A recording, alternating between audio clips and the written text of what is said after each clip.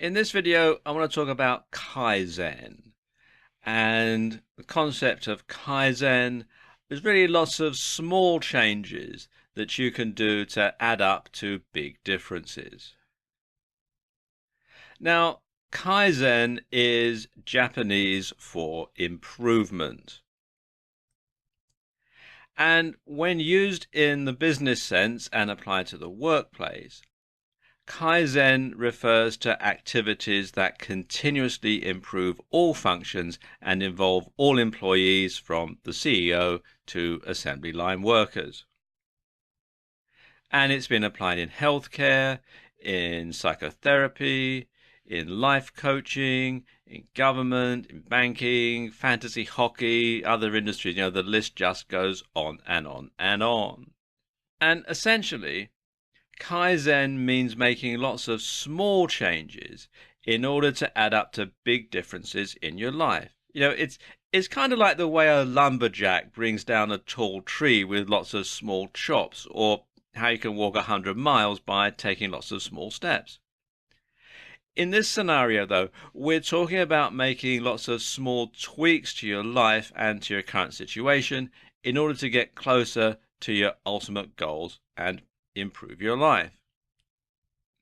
Now, Toyota, the big Japanese corporation that makes cars and other things, have developed their own version of Kaizen to constantly improve their working practices and the quality of their products.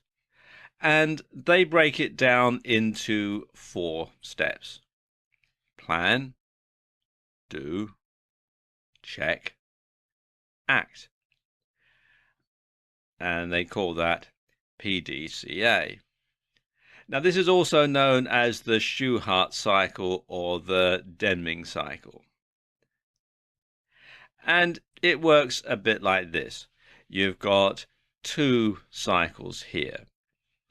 First of all, you plan, then you do, then you check, then you act, and then you plan again. The whole thing goes round in a continuous loop.